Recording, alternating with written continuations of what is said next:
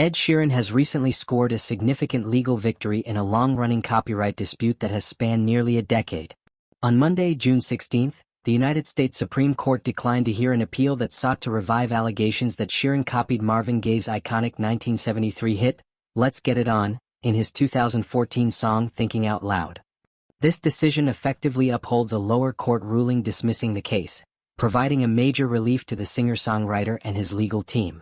The lawsuit was initially filed by Structured Asset Sales, a company that owns a copyright interest in Let's Get It On. Structured Asset Sales, which is controlled by investment banker David Pullman, claimed that Thinking Out Loud bore significant similarities to Gaye's classic, and they pursued monetary damages for copyright infringement. The company's stake in the song rights originally belonged to Ed Townsend, who co-wrote Let's Get It On alongside Marvin Gaye. The legal battle over the alleged similarities between the two tracks has been ongoing for years, involving multiple lawsuits and appeals. According to Reuters, the Supreme Court's decision means that the appeal by Structured Asset Sales will not be heard, thereby confirming the dismissal of the lawsuit by a lower court.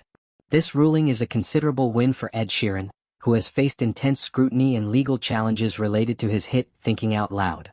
Released in 2014, Thinking Out Loud quickly became one of Sheeran's most popular tracks, reaching number 2 on the Billboard Hot 100 chart in 2015 and earning widespread critical acclaim for its romantic lyrics and soulful melody. Amy Wadge, the co-writer of Thinking Out Loud, expressed a sense of relief following the Supreme Court's decision. In an interview with the BBC on Tuesday, June 17, Wadge described the ruling as a huge relief after a decade of legal uncertainty surrounding the song.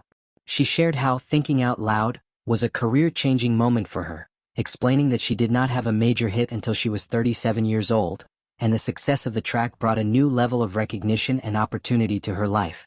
Wadge also reflected on the difficult emotional toll that the ongoing litigation had taken on her, saying, "It was incredibly frightening to be at the center of such a high-profile copyright case." She described how the song had initially felt like a triumph but soon became overshadowed by fears of legal consequences, likening the experience to being surrounded by wolves. Despite the Supreme Court's decision to decline the appeal, David Pullman, representing Structured Asset Sales, emphasized that the legal fight is not over. In a statement shared with People, Pullman indicated that another federal case involving the same dispute is still pending and will continue in federal court in New York. This case concerns the sound recording and handwritten sheet music of Let's Get It On, as of its date of creation, which Structured Asset Sales believes provides evidence supporting their claims.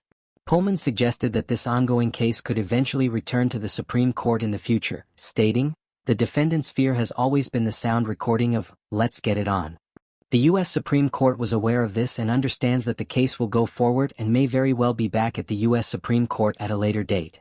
This signals that while Sheeran and his team have won a major battle, the war over the song's copyright issues is still active, and more legal developments are expected to unfold. As of now, representatives for Ed Sheeran, Warner Music, and Sony Music Publishing have not responded to requests for comment from People. Given the significance of this case in the music industry, any further statements or updates will likely draw considerable public and media attention. The legal challenges surrounding Thinking Out Loud highlight the broader complexities of copyright law in music, especially when it involves iconic works that have shaped generations. Marvin Gaye's Let's Get It On is regarded as a timeless classic with a distinctive sound, and disputes over its influence have been part of ongoing conversations about musical inspiration, originality, and intellectual property rights. For Ed Sheeran, the Supreme Court's refusal to hear the appeal is a notable victory that allows him to move forward without the shadow of this particular lawsuit looming over his career. However, the continuing federal case means that the issue is far from resolved, and the music world will be watching closely to see how the dispute ultimately concludes. This ruling not only impacts Sheeran and those directly involved but also sets a precedent in the music industry about how copyright claims will be adjudicated in the future. It underscores the challenges artists face in navigating the fine line between drawing inspiration from previous works and avoiding infringement claims. As of now, fans of Ed Sheeran can celebrate this latest win, while those following the case will remain attentive to the next chapters in this legal saga that blends art, law, and the legacy of some of music's greatest hits.